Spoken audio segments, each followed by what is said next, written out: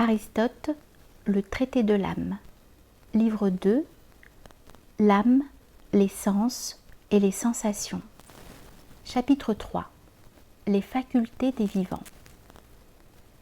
Les facultés de l'âme dont nous venons de parler appartiennent toutes à certains êtres vivants, comme nous l'avons dit.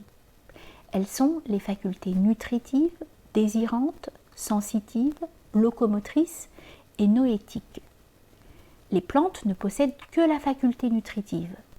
D'autres vivants possèdent celle-ci et de plus la faculté sensitive. Et s'ils possèdent la faculté sensitive, ils possèdent aussi la faculté désirante, car sont du désir, l'appétit, le courage et la volonté. Or, les animaux possèdent tous au moins l'un des sens, à savoir le toucher. Et là où il y a sensation, il y a aussi plaisir et douleur. De ce qui cause le plaisir et la douleur, et les êtres qui possèdent ces états ont aussi l'appétit, car l'appétit est le désir de l'agréable. De plus, tous les animaux ont la sensation de l'aliment, car le toucher est le sens de l'aliment. En effet, des choses sèches, humides, chaudes et froides constituent exclusivement la nourriture de tous les animaux, car le son, la couleur ni l'odeur ne contribuent en rien à l'alimentation. Quant à la saveur, elle est l'une des qualités tangibles.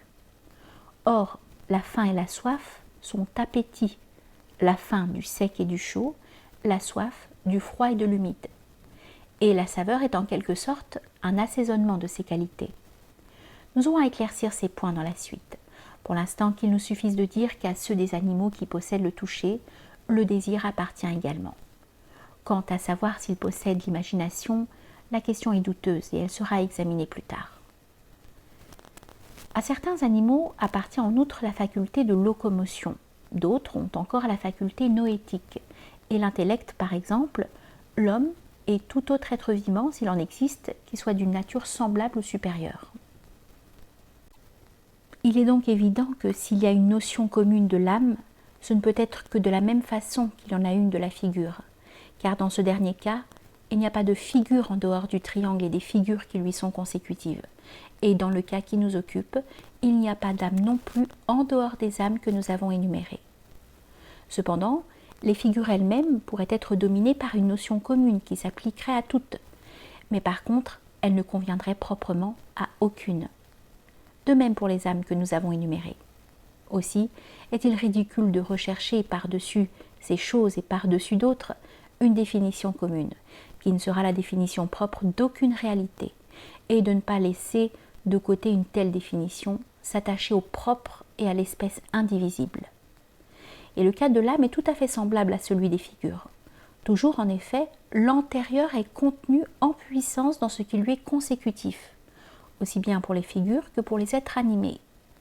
Par exemple, dans le quadrilatère est contenu le triangle, et dans l'âme sensitive, la nutritive. Par conséquent, pour chaque classe d'êtres, il faut rechercher quelle espèce d'âme lui appartient, quelle est par exemple l'âme de la plante et celle de l'homme ou celle de l'animal. Mais par quelle raison expliquer une consécution de ce genre dans les âmes? C'est ce qu'il faudrait examiner.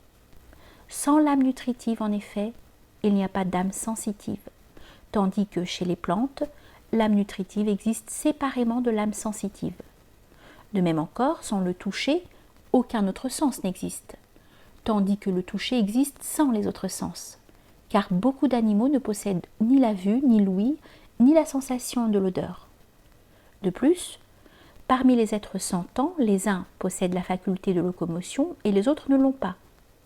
En dernier lieu, certains animaux, et c'est le petit nombre, possèdent le raisonnement et la pensée, car ceux des êtres corruptibles qui sont doués de raisonnement ont aussi les autres facultés, tandis que ceux qui possèdent l'une quelconque de ces dernières ne possèdent pas tout le raisonnement.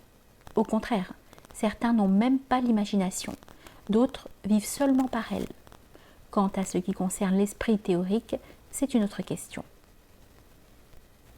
Ainsi donc, parler de chacune de ces espèces d'âmes en particulier est évidemment aussi la façon la mieux appropriée de parler de l'âme.